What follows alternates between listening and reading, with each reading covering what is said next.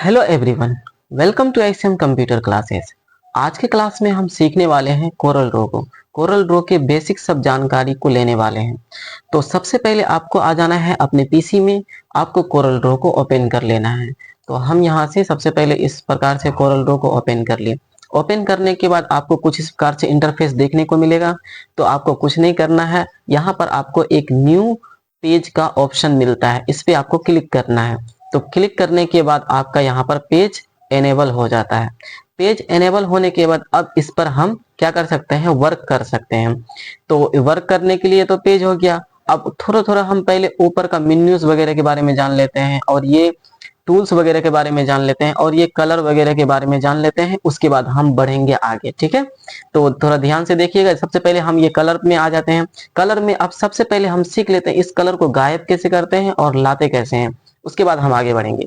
तो इसको लाने और मतलब हाइड और अनहाइड करने के लिए सबसे पहले आपको क्या करना है, विंडोज के अंदर में चले जाना है। विंडोज के अंदर में जाने के बाद आपको यहाँ पर एक कलर का ऑप्शन मिलता है ना, कलर प्लेट्स का ऑप्शन मिलता है। इसमें आप क्लिक कीजिएगा। क्लिक करने के बाद हमारा यहाँ पर दो जगह पर टिक लगा हुआ है, मतलब हमारा दो प्लेट्स अभी ओपन है। तो हम क्या करेंगे, इसमें एक जगह का जैसे यहाँ पर का टिक है लगा हुआ, इसमें क्या कर देंगे, अनचेक कर देंगे। जैसे ही अनचेक करेंगे तो यहाँ से क्या हो जाएगा, हमारा एक प्लेट गायब हो जाएगा, ठीक है। अगर फिर से हमको एक टूल लाना है तो क्या करना पड़ेगा, फिर से हमको विंडोज के अंदर में जाना है। विंडोज के अंदर में जाने के बाद यहाँ पर आपको चले जाना है। यहाँ से आपके बाद इसके बाद आप मान लेते हैं उस कलर को नहीं लेना था, अब आपको लेना है कौन सा कलर, CMY के कलर। आपको थोड़ा सा हम बता देना चाहते हैं CMY के कलर क्या है और RGB कलर क्या है। जब आप रेंडमली किसी को अगर बैनर वगैरह बनाते हैं, जो आप प्रिंट वगैरह कराना चाहते हैं ना, ऐसा कोई भी अगर प्रोजेक्ट को बनाते हैं जो आप प्रिंट कराना चाहते हैं, तो उसमें जो हम कलर का यूज करते हैं CMYK का यूज करते हैं, ओके।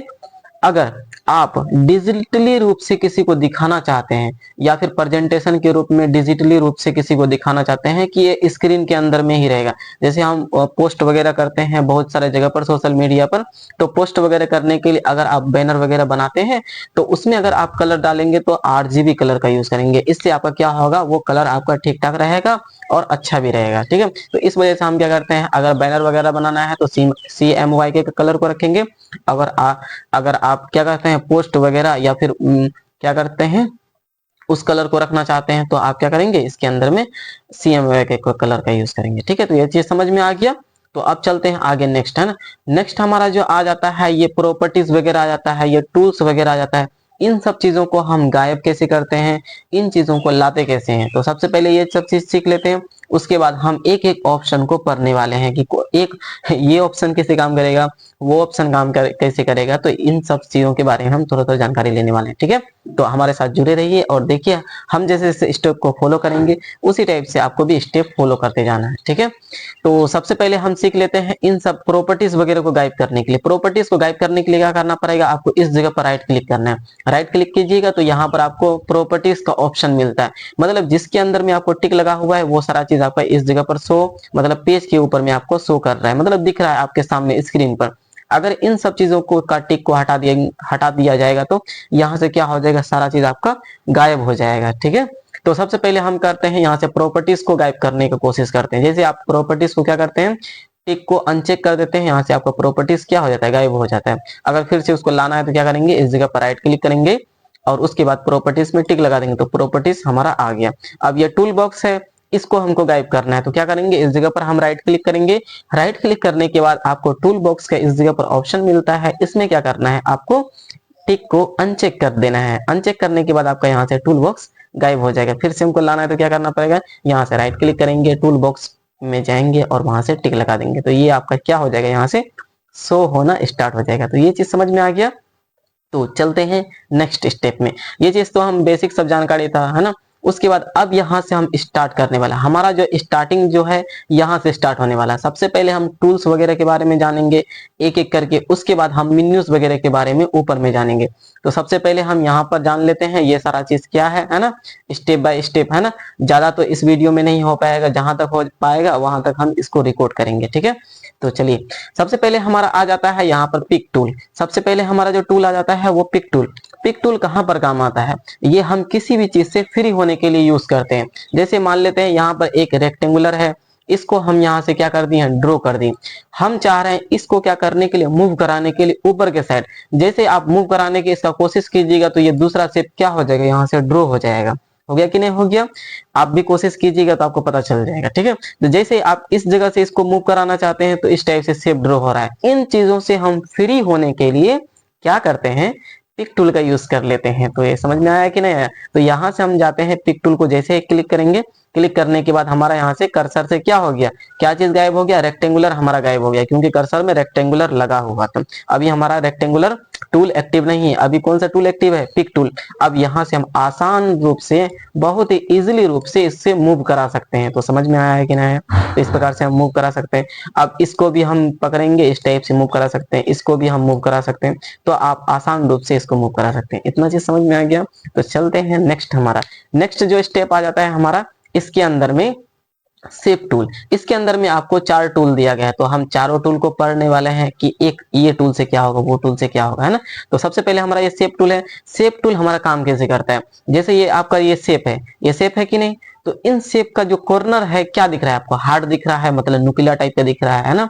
अब हम कभी कभी आप देखे होंगे कि बैनर वगैरह में राउंड टाइप से रहता है, राउंड मतलब सर्कल टाइप से रहता है, क्या चीज, कॉर्नर।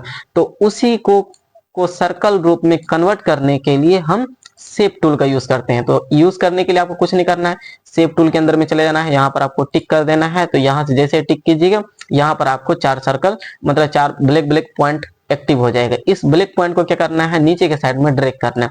जैसे आप नीचे के साइड इसको ड्रैग कीजिएगा तो क्या हो जाएगा, आपका ये सर्कल में कन्वर्ट हो जाएगा। अब यहाँ से आप पिक टूल को एक्टिव कर सकते हैं। तो इस प्रकार से आपका क्या हो गया, हार्ड जो कॉर्नर था नुकीला टाइप का, उसको हम सर्कल के रूप में कन्वर्ट कर दिए। तो ये चीज समझ में आ गया। तो चलिए नेक्स्ट जो इसका काम यही होता है कि आप सर्कल के अंदर में कन्वर्ट कर सकते हैं। चलिए नेक्स्ट जो हमारा टूल आता है ये है हमारा smooth brush tool.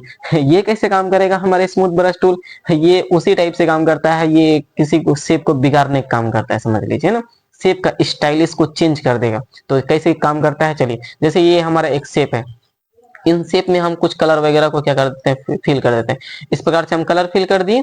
Colour fill करने के बाद इसके अंदर में हम चले जाएंगे। जाने के बाद आपको यहाँ से स्मूथ ब्रश टूल है, इसके अंदर में हम क्लिक करेंगे तो आपको कुछ इस प्रकार से ये ऑप्शन आ जाएगा कर्सर के अंदर में। आप इसका साइज वगैरह को कम भी कर सकते हैं और ज्यादा भी कर सकते हैं। कहाँ से करेंगे, यहाँ पर आपको ऑप्शन दिया गया है, यहाँ इंच में दिया है, अभी 2 इंच का है, ये आप इंच में कम कर सकते हैं, 1 इंच का भी रख सकते हैं। 1 लिख करके जैसे आप इंटर कीजिएगा तो यहाँ पर इस टाइप से आ जाएगा। हम इसके अंदर में यहाँ पर 2 लिख देते हैं और उसके बाद एंटर कर देते हैं, तो यहाँ से आपका 2 हो गया।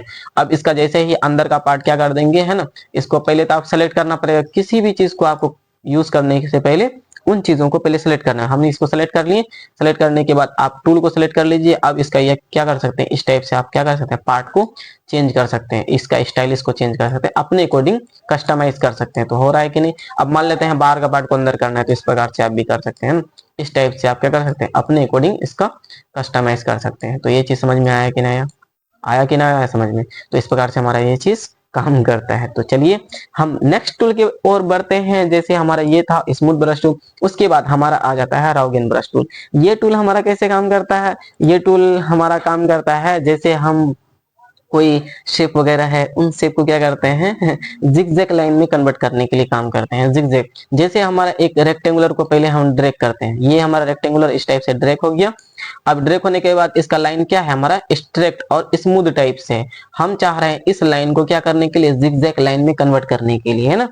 तो क्या करना पड़ेगा आपको, इसके अंदर में चले जाना है, यहाँ से आपको राउगेन ब्रश टूल को एक्टिव कर लेना है। एक्टिव करने के बाद कुछ इस प्रकार से आपका इंटरफेस दिखेगा। अभी इसका साइज है 1 इंच का, आप इस साइज को कम भी कर सकते हैं। 1 इंच से हम मान लेते हैं 0.5 इंच करना चाहते हैं, इंटर कर देंगे, 0.5 इंच का हो गया। अब कुछ नहीं करना, इस लाइन पर क्या करना है आपको, एक्टिव कर देना। इस लाइन पर ऐसे करके आपको चलाना है, तो ये क्या हो गया, आपका जिगजैग लाइन में कन्वर्ट होता जाएगा।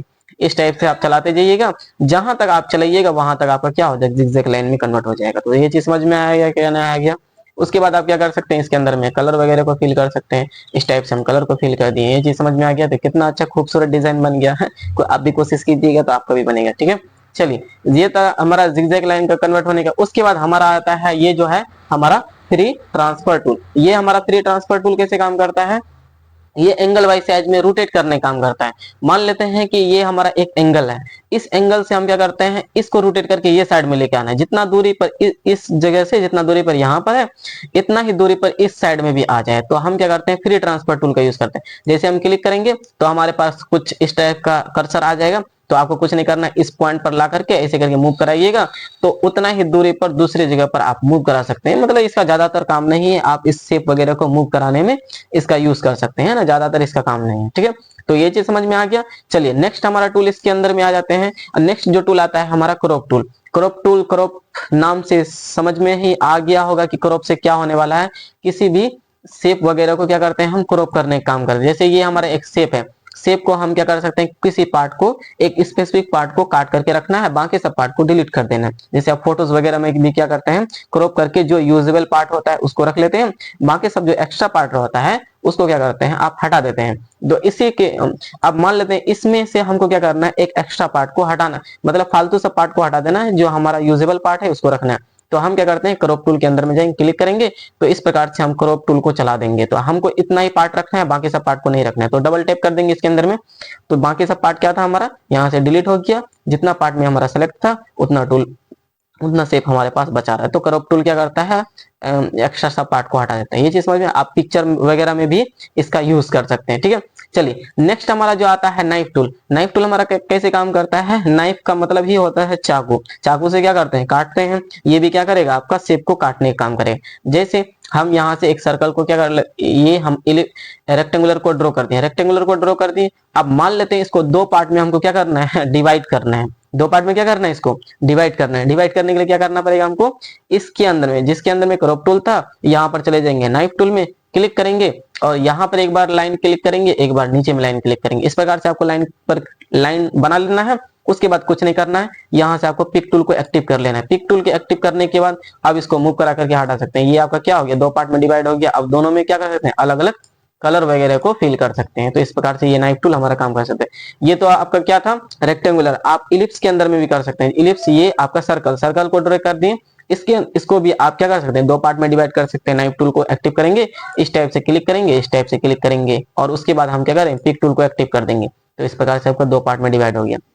तो ये चीज समझ में आ गया कि पिक टूल से, ये हमारा नाइफ टूल से हमारा क्या होने वाला है, किसी भी शेप वगैरह को हम दो पार्ट में डिवाइड करने का काम करते हैं। चलिए नेक्स्ट हमारा जो है आ जाता है हमारा इरेजर टूल। इरेजर टूल क्या, इरेजर से समझ में आ ही गया होगा, इरेज करने का काम होगा। इसमें क्या होगा हमारा, इरेज करने का, कोई भी हमारा चीज है, कोई भी शेप वगैरह है, या फिर हमारा रेक्टेंगुलर वगैरह है, या इलिप्स वगैरह है, इन सब चीजों को क्या करने के लिए, इरेज करने का काम करा। जैसे ये हमारा है, इसको हम इरेज करना चाहते हैं ना, जैसे नहीं यहाँ पर हम इसको सबसे पहले इसमें कलर फिल कर देते हैं। कुछ कलर वगैरह को इसमें फिल कर दिए। कलर वगैरह को फिल करने के बाद इरेजर टूल के अंदर में जाएंगे, यहाँ से हम इसको इरेज करना स्टार्ट कर सकते हैं। इस टाइप से हम जितना भी आपको पार्ट को इरेज करना है, इस टाइप से इरेज करना चाहते हैं, आप इरेज कर सकते हैं। ठीक है, उसके बाद आप इसमें स्ट्रेट लाइन टाइप से भी इरेज कर सकते हैं। कैसे करेंगे, एक बार यहाँ पर क्लिक करेंगे, एक बार यहाँ पर, तो ये क्या करेगा, एकदम सीधा सीधा क्या कर देगा, इरेज करके दे देगा। इस प्रकार से अभी आप काम कर सकते हैं। ठीक है, इरेजर। चलिए अब चलते हैं नेक्स्ट टूल में। नेक्स्ट टूल हमारा आता है ये वर्चुअल सेगमेंट डिलीटेड टूल। ये टूल हमारा कैसे काम करता है, ये हमारा शेप को बिल्ड करने का काम करता है। चलिए सबसे पहले हम क्या करेंगे, इसमें एक रेक्टेंगुलर को ड्रॉ कर देंगे, और एक रेक्टेंगुलर को इस टाइप से ड्रॉ कर दिए, है ना। हम चाह रहे हैं ये जो लाइन दिख रहा है बीच का, ये डिलीट हो जाए, ताकि ये मर्ज हो जाए ऊपर वाले शेप से। तो क्या करेंगे, हम इसके अंदर में चले जाएंगे, जिसके अंदर में इरेजर था, जिसके अंदर में क्रॉप था, जिसके अंदर में नाइफ टूल था, उसी के लास्ट में चले जाएंगे वर्चुअल सेगमेंट डिलीटेड टूल। इसमें क्लिक करेंगे और लाइन पर क्या कर देना है, एक बार क्लिक करना है। तो यहाँ से आपका क्या हो जाएगा, ये लाइन डिलीट हो जाएगा। कहां तक डिलीट होगा, जहां से उसका ये कटिंग पॉइंट है ना, जिस जगह पर आपका ये क्या है, क्रॉस हो रहा है, उसी जगह पर ये क्या हो जाएगा हमारा, ये हट जाएगा। तो ये चीज समझ में आ गया। मान लेते हैं इसको भी हटाना है, तो यहाँ पर क्लिक कर देंगे, ये चीज भी आपका हट गया, ये भी लाइन डिलीट हो गया, एक शेप में कन्वर्ट हो जाए। आप इसको भी डिलीट करना चाहते हैं, इस पर क्लिक कर देंगे, ये भी हट गया, यहाँ पर चाहिए। ये सारा चीज आपको लाइन वगैरह को क्या करने के लिए, आप गायब करने के लिए इस टूल का यूज कर सकते हैं। मान लेते हैं इन सब चीजों के बीच में, बीच का जो रहता है आपका लाइन वगैरह है, इसको आप डिलीट करना चाह रहे हैं, तो क्या करना पड़ेगा आपको, वर्चुअल सेगमेंट डिलीटेड टूल के अंदर में जाना है। यहाँ पर आपको इस टाइप से ड्रैग कर देना है, इस टाइप से ड्रैग कर देना है, इस टाइप से ड्रैग कर देना है। यहाँ से आपका क्या हो जाएगा, ये सारा पार्ट आपका डिलीट हो जाएगा। अब इसके अंदर में कलर वगैरह जो भी फिल करना है, इस टाइप अपने अकॉर्डिंग शेप बन करके रेडी हो गया। ठीक है, तो ये चीज समझ में आ गया। उसके बाद है ना, इसके बाद इतना टूल आपको समझ में आ गया। इन सब टूल को अच्छे से आपको प्रैक्टिस करना है, इन सब का भी अच्छे से प्रैक्टिस कर लेना, और बाकी सब जो टूल बचा हुआ है वो हम अगले क्लास में देखेंगे, अगले वीडियो में देखने वाले